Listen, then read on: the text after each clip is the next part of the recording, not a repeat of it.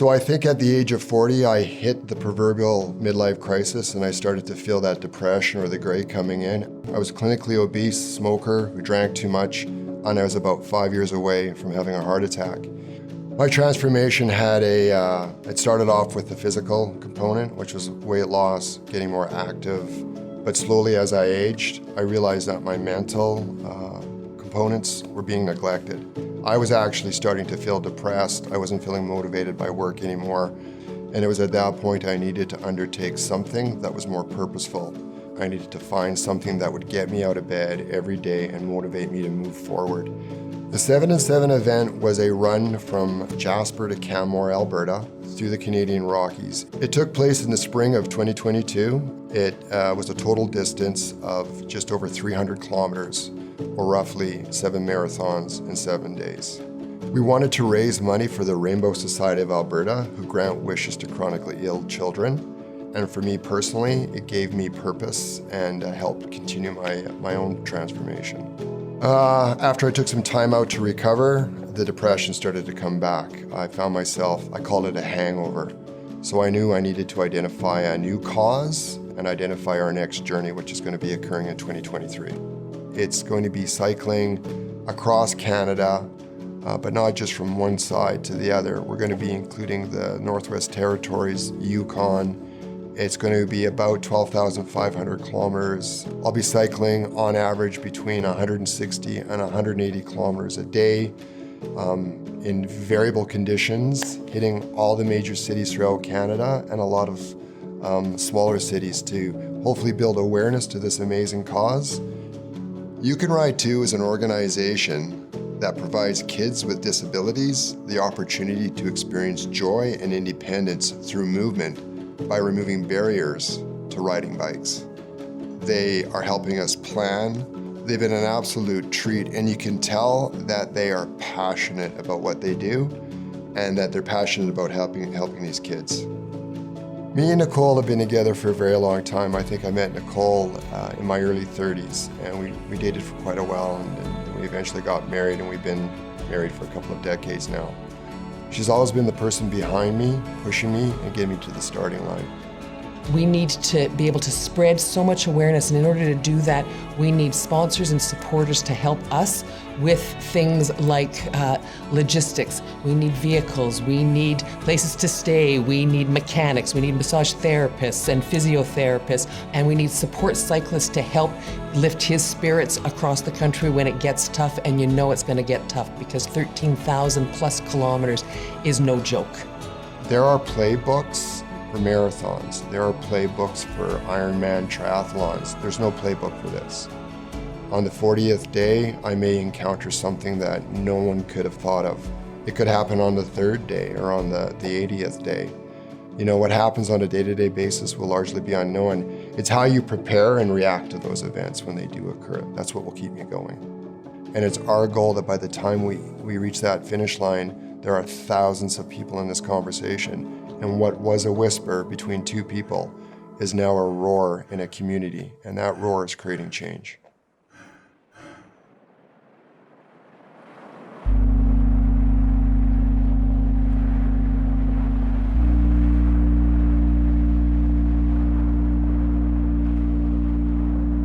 Well, to be honest, I'm absolutely scared shitless. I've had moments of severe doubt when I was driving down here to see the distance that I'd be pedaling, and in actual fact, only a quarter of the distance I'll be pedaling. I'm terrified of failure, but I'm most terrified of early failure. Like, if I can get 30, 40, 50 days, I can get a lot of awareness out there, I can create a lot of benefit for You Can Ride Too. But if I fail early, it's going to be a heartbreaking experience because for me, it'll feel like it wasn't worth it, and that just terrifies me. I can be very happy that I've raised money, I can be very happy that we've helped kids, and I can be very happy that I've inspired a lot of people. But I also want to look back and say I've fundamentally changed. I've found a path forward. You're not Connor McDavid. No, I'm not. Say it. Okay, guys. Well, first of all, thank you for coming out. It's a small group, but I actually kind of like that because I think this journey represents the individual and making an impact on life. So today we're going to start that process. We're going to inspire people. We're going to show people that an ordinary individual is capable of extraordinary things. And we're going to show these people that we can lift ourselves up and start to change our lives.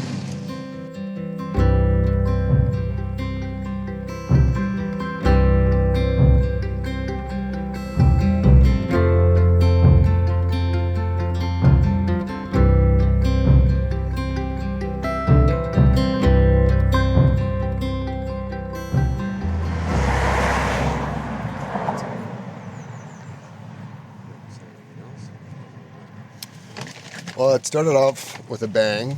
I felt really good. I am feeling a little, I'm about 10K from the longest ride I've ever done. So it's starting to hurt. I think we'll start taking breaks a little bit more often now. We were pretty frugal with the breaks there because of the wind. So yeah, I mean, we got to get to the ferry, then we have an hour and a half break. And then I think 30K to finish it off, right, Darcy? Nope. How many? 51. 51. So the days, there's still a lot more to go. So yeah, I'm suffering.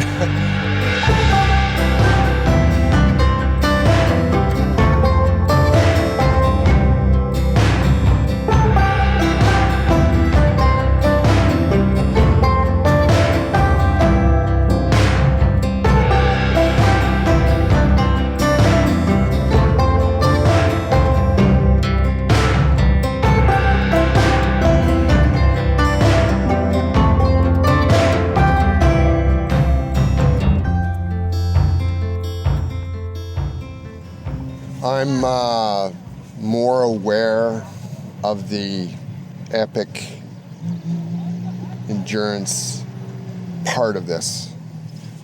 I think I was a bit naive that I could just kind of, you know, not that I didn't train, I trained hard, but I was overconfident a bit. Today was one of the good days weather-wise. I had support riders, and it still hurt, and we still have more to go. So that's kind of the negative side of it. The positive side of it is I cycled 170 kilometers. So that's kind of where my thoughts are right now. I gained a little confidence, but I'm no less scared. I can tell you that. I'm still very scared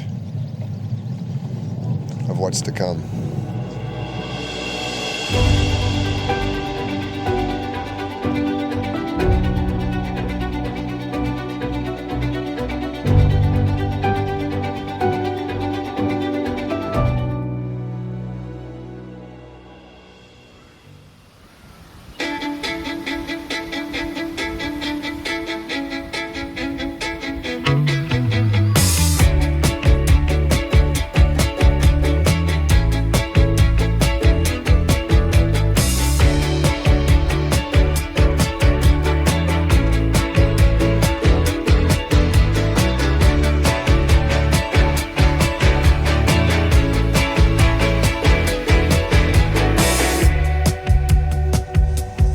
You know, if anybody asked me, hey, what if you could ride from Halifax to Toronto in 14 days? I would say that's an incredible feat of endurance. I got almost 11,000 kilometers to go, so I feel like I've been grinding at it forever, and in reality, I've just literally scratched the surface, and now I know how hard it can be. I didn't know when I started how hard it could be. I know now how hard this is going to be, and I'm going to be by myself starting on Sunday. So I'm scared. If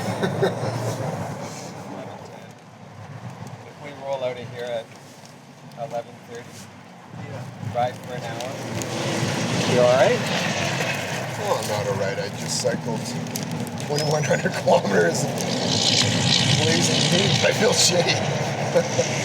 Am I going to finish today? Yes. Darcy's been training his whole life for this. Darcy's Obi-Wan Kenobi, and I'm No, the he's young Qui-Gon Jedi. Jinn. Yeah, I'm the young Jedi. You can be Obi-Wan Kenobi. He's went to the dark side, though. That's why we had to bring you in today. Luke, I'm not your father. So, 14 days ago, this ride started in Halifax, and I, to be honest, was quite naive. I was an endurance athlete without being an endurance athlete. And in the last 14 days, thanks to Darcy, his commitment to keep going forward, his commitment to support the cause. But you know how you know when you meet the right person in your life and you end up getting married? They always say, if you can travel together, it's the right person. Well, Darcy, we traveled well together. We did. Way to go. You. Yeah. Congratulations. Thank you, brother.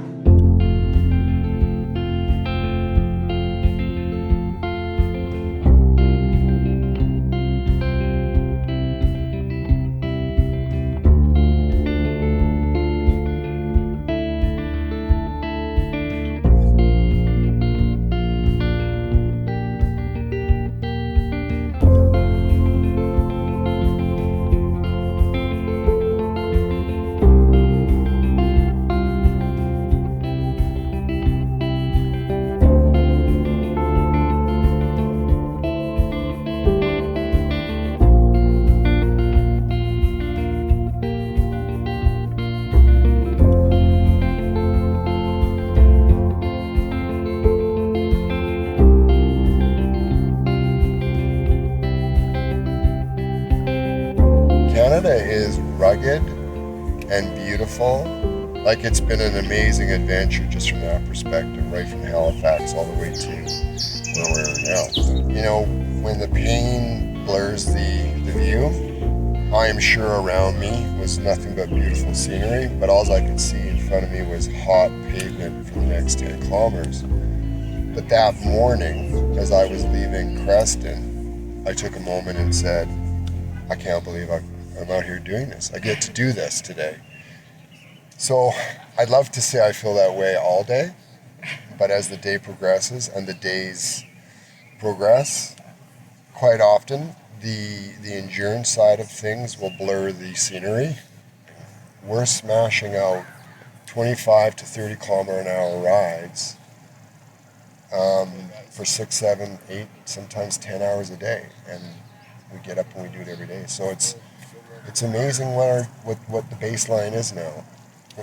If I stop, I don't know, like, I'm going to put on 800 pounds, first of all, because my body has become so efficient. Yeah. My heart rate doesn't get up above 119. Oh, or I feel good. Do you know that one? Yeah. Pitbull? That's a good one.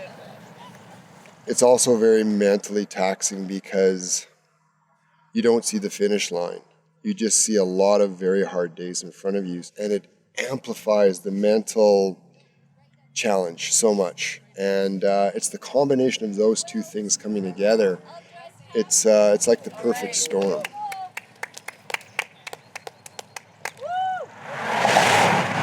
Getting to eat.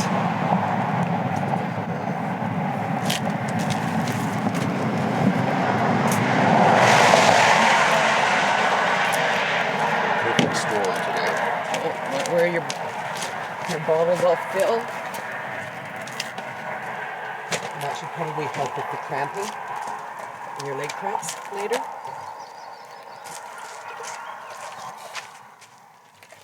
Bigger things to worry about than the leg cramps right now.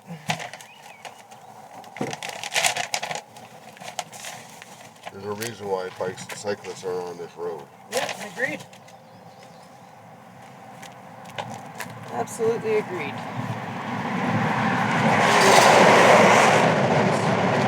Stop. This road is unsafe for you, then I suggest we pack your bike up into here and I get you to a safer place and you can make the kilometers up elsewhere. I just need to know how far is it to that intersection. I don't know how far it is to that intersection. I have no way of knowing that. Phone says SOS. I can't. That's it. I've got no access to anything at the moment. There's no signage. So okay, I'm not telling you what to do, Matt. I am telling you that these are options. There's no making up these kilometers though. Get my kilometers in.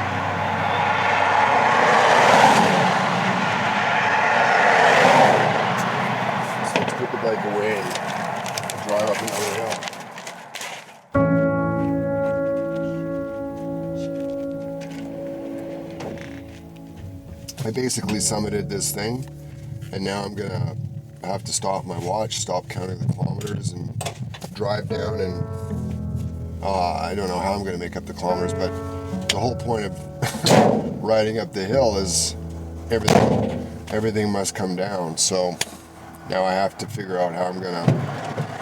So we'll go up there and see if I can get back out of the van in a bit and make up the kilometers. You know, I'm still waiting for that moment where I have what I call the I shit the bed day. I'm just like, I can't go. It hasn't happened yet. I've had bad moments on the road, but I've never not started the ride. And, you know, one of those days, fine. But I'm worried that it just overwhelms me and I have to stop. So I guess it'll get easier. You'll get stronger. Whatever you're experiencing on your worst day will pass, and you will make progress. I'm tougher than I thought I was in a sense, and I just had to go through a process, and I'd let myself know that don't give up, don't be overly scared. You'll get through it, and you're gonna get stronger.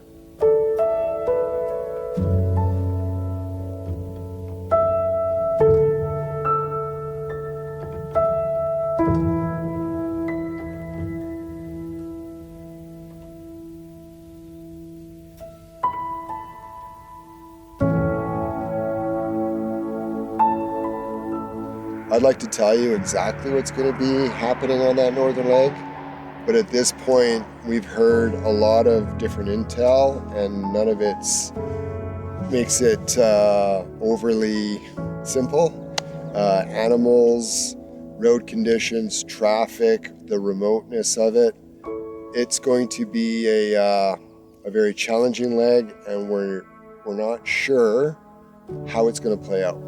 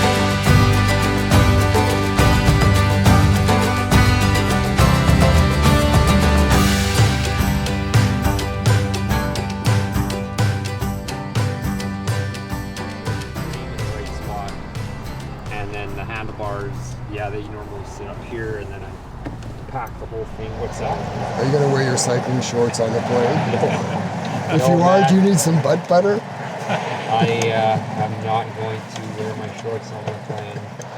He's already starting to show a little signs of separation anxiety.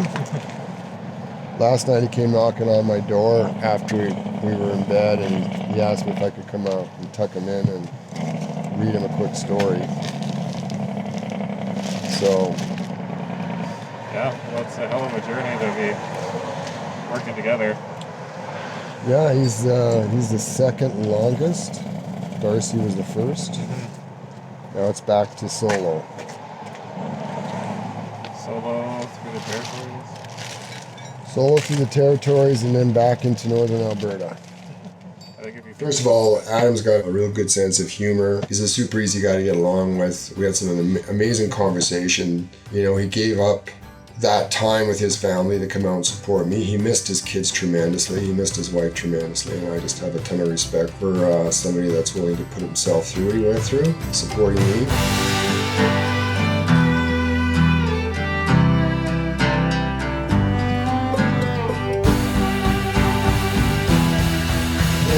Here we are. We're staying at an Airbnb this time. Quite often we'll stay at hotels and motels along the way, but this place is great. And of course it has a map of Canada, so it seems fitting. So I've cycled all the way across and up into the Yukon. I could just, proud of it, but also just in disbelief. And of course I still have some work to do, so I kind of feel like taking this off the wall and taking it with me because I think it's a neat reminder.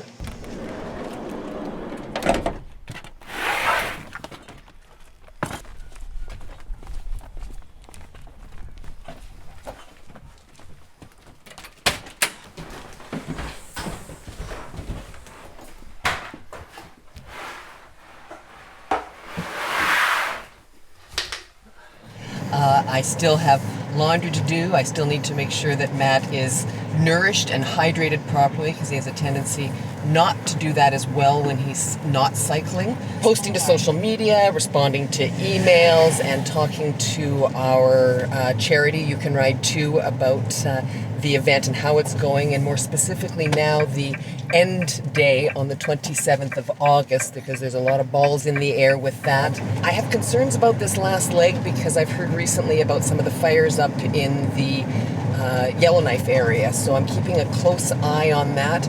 If the fires are too close to Edzo or Yellowknife, we may have to make some alternate routes because I'm just not going to put anybody in danger. So it's constant. So for me, I've gotten so used to getting on that bike. Rest days actually bring me down mentally and physically. I don't feel rested, and I actually start to worry about what's to come. The only thing that's on my mind right now is I got to get back on that bike tomorrow at 6:30 and start another 3,000 kilometers of cycling by myself now. So do I enjoy the rest days? They're not giving me the benefit other than it gives me a chance to promote the charity. It gives me a chance to work with local organizations. It gives me a chance to meet with the sponsors. So there's no such thing as a rest day. And I think our calls that we have every couple of weeks also acts as a bit of a tonic for both of us. And so about a month ago, 3 weeks ago, I guess it was, we were sort of at a crossroads. How do we make this thing go better? How do we get more money for the charity? I also have a charitable foundation, and we decided we would match the next $25,000 dollar for dollar. And I think that inspired some of my friends and the people who follow me to say, okay. I think a lot of people are now sitting up and taking note of this and saying, okay, well, maybe this is something special. And of course, having Lyle on board and you folks on board, I actually had a thought yesterday when I was nearly clipped by a semi, and I was, oh my God, I just about got hit. And I thought if I did, it'd probably help the charity more. And I'm not trying to be discouraging, but it's almost like, what more can we do? I mean, I do worry about the finish line now. I'm actually starting to worry about it because I don't know what it's going to be. Who's going to be there? What's going to be there? I don't know what the total is going to be on our donation. And you start to accelerate the process of thinking, what can I do now? I have fewer days to do something. What are those things that I should be doing? I just hope enough people tune in and we get a big crowd at the end, and I hope the donations get up there, and I've got only 25 days left to really turn this thing up. So he talks about being beat up mentally, and I think that's just because of the hard task that he is engaged in. However, I think that his growth mentally and spiritually is becoming more solidified for him, and I don't know that he actually sees it as much as I do, because I'm looking at it from a different purview than he is. He is becoming a significantly more compassionate human being, and taking a look at what others are going through as opposed to just his lens. I think this is great growth for him. So my break day is done. I've had a good rest. Yesterday I was a little bit sad, a little bit tired, but now I'm ready to go. I'm re-energized. I'm optimistic that my body feels really strong and I'm starting towards the finish line. I don't quite see it yet, but I can definitely sense it. And I think once I get the next 3 days under my belt, I'm gonna really feel a shift in momentum. You know what? We've turned this whisper into a roar, so it's time to finish the mission. Good evening, everyone. The military is now on the ground in the Northwest Territories as a historic airlift is underway in some of the most remote communities in the country. And tonight, the capital city of Yellowknife declared a state of local emergency. Plane loads of evacuees have already fled Hay River, Fort Smith, and Jean Marie River. It's the largest emergency airlift ever in the territory. CTV's Jill Makishaw now on the urgent threat and the flights to safety.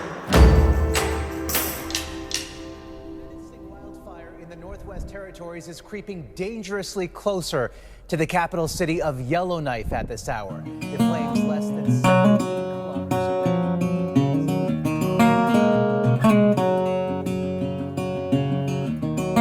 away. To be very blunt, I didn't really understand what was going on because I'd driven through so much smoke. This didn't present anything new to me. Nobody was worried about what was going on around Yellowknife. But just to be aware. And so we were aware. So when it hit the fan, it hit the fan in 4.7 seconds flat. There was no warning. The moment for me when the light went off was when I saw the red line on the map that said you can't get out. And that's when I kind of looked at Nicole and said, what have we done? We've driven into a town or a city that is now unescapable. We couldn't leave. And that's when I got worried. And then it was like we were on standby. We were watching that map, and as soon as it turned green, and we threaded the needle, and we waited another 8 hours, we would have been on a 3-kilometer line to get gas. We drove past places where people's lives were decimated. I should not be feeling so selfish because I get to leave and I get to go home safely with my partner, my husband. I then started second-guessing every decision I made up to getting there, and did I miss something? It was hard to really ask people to pay attention and donate when this was playing out. Like, how dare we? How dare we ask people to donate money when families are being sent packing because this forest fire? So there was a real emotional war to wanting to continue. People did a lot of work to put this together for us. They had a lot of trust in us, and neither one of us wanted to let them down. So I was going to do whatever I needed to do to get Matt to where he needed to be so that we could cross the finish line on time. As soon as I got back onto that highway and we started heading towards our final stop before Edmonton, I definitely felt a shift in momentum. I felt like I was picking up steam again, and at that point now I could see and sense the finish line. So I was very motivated to get there.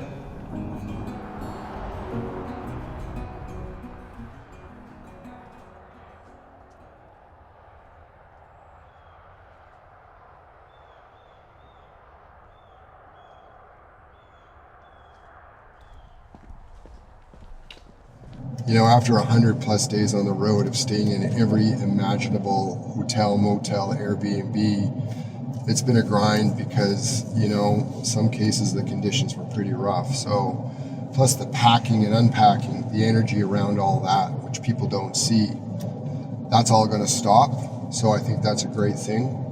And it's gonna mean I'm going to have a little bit more energy to, focus on the fun stuff. Just having that option to go out to my club, go for a walk in the river valley. I can tell you, in all honesty, not only on the first day, but probably for about the first 10 days, and almost every day after that, I didn't believe I was going to be able to finish. I would say that had Darcy not been there, I probably would have quit. I hate to say that, but part of me believes it. Yeah, I've had a lot of days like that on this journey. I really have. But there were some days they were fairly, okay, but many days it was just about getting through them. There's no way to prepare for how hard this was. You have to go and do it. It's just asking yourself, are you mentally tough enough to get through it? I'm very proud that I grounded out, because there were a lot of days that I wanted to quit, but I did it. I did something, at my age, with my background, I'm speechless sometimes when I think about it. There hasn't been, in my opinion, a significant amount of transformation. I still have these flaws. I still feel them, the ego, the insecurities, the self-doubt. But if I was to talk about transformation, a big component of transformation is taking the journey. That's step one. It's taking the journey to see the view at the top of the mountain and assess yourself and understand your current state and what you want to change about it. I've taken the journey. But more importantly, I know now what the fix isn't. It's not running a race. It's not riding a bike. It's not doing a crazy endurance event. Doing those things are just acts of desperation to keep the depression away and the reality of who you are away. You could do 100 of those, and I don't think they'll actually be the end solution. You need to take this journey, take the learnings, and now start the process of transformation. But I've got enough of an understanding to start that change. It's a long way away, though. It's a work under construction for a long time yet. It'll be worth it only if I convert it in a meaningful way. If I don't, if I fall back, shame on me, because you only get so many chances at something like this. And now the real test of who I am and what I've learned will come 30, 60, 90, 100 days after. There's a lot of things I need to work on, but I think I've started that process. So time will tell. Time will tell.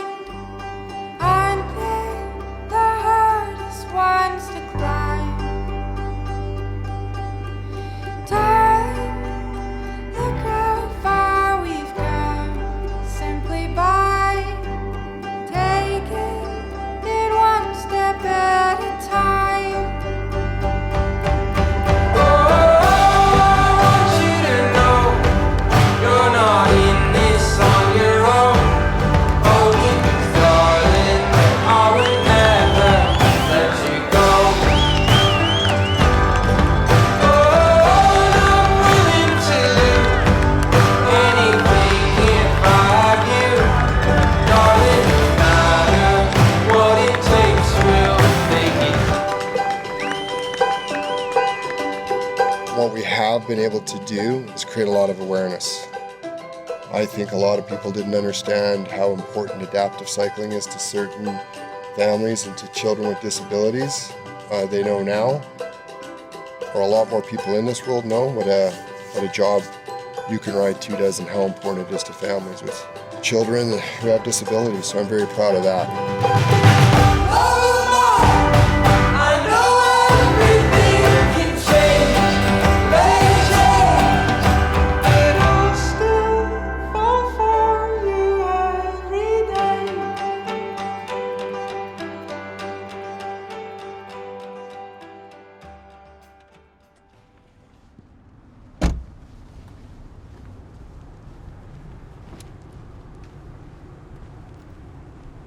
Going from a regimented get up at 5:30 every morning, ride for 8-9 hours, it's made me more appreciative of what I have and the home I have to come home to and the facilities I get to use. I would say that when I started the ride, I was leaning more towards about me. Now I realize I need to lean towards more about the purpose. I think when I really truly connect with the purpose is when I kind of liberate myself from the ego, and I went out to do it for myself, using this event for myself. But until I shift the focus on the true purpose, which is for the kids and the charity, that self-result's not going to happen. And you have to say, it doesn't matter what I look like, it doesn't matter what people think, it doesn't matter how popular I am. There was two higher purposes here. One of them was charity and the kids, and the other one was the people that supported me, that put their faith in me and said, yeah, we'll get behind you and we'll do it. I believe that this was such a huge success because of the team at the end of the day. It certainly wasn't the talent of the rider, I can tell you that, but I had a lot of determination, but at the end of the day, all of this came together because of the team.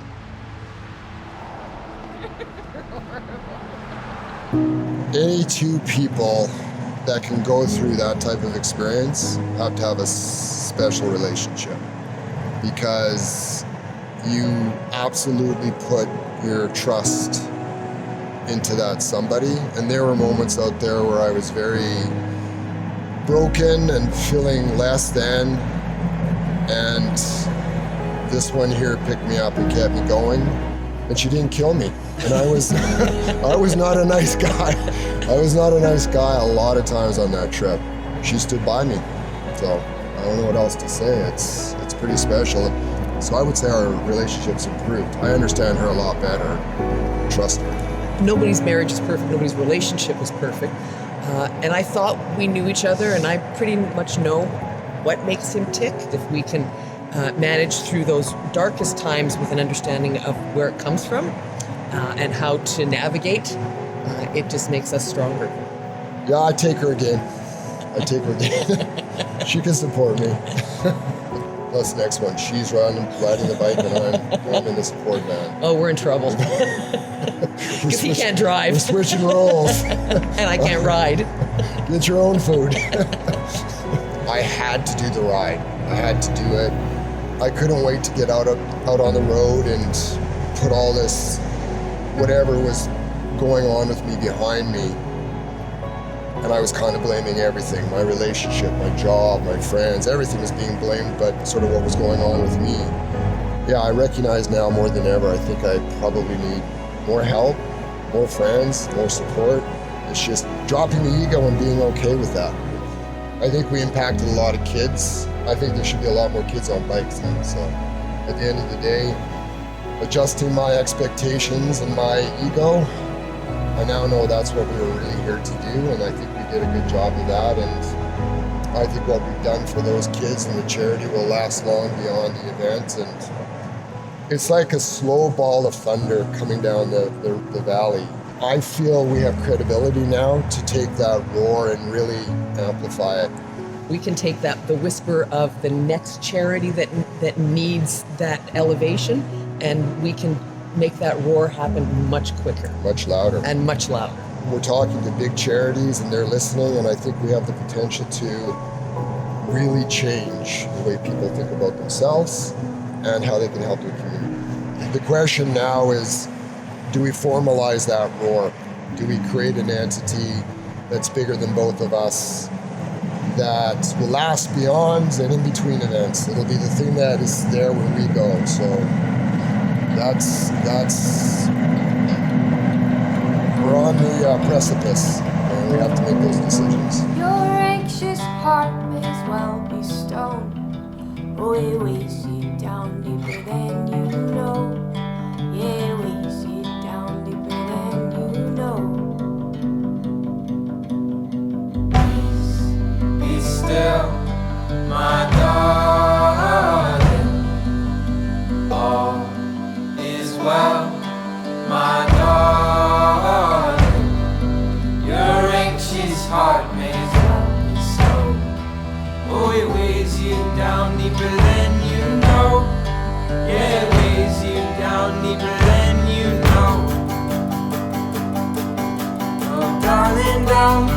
scared of time changing us both.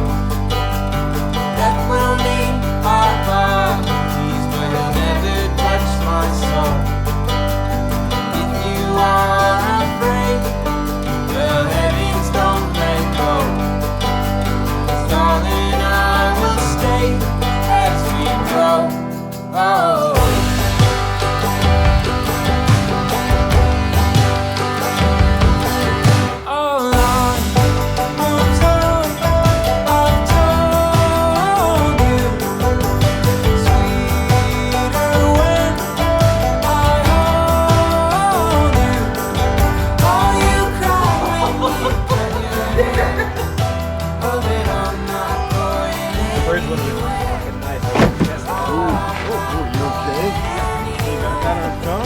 Awesome. I don't know if we're sponsored by them, but I'm looking for sponsorship in the pet better department. how's that feel? My ass is sore, I can tell you that. But it'll never touch my soul.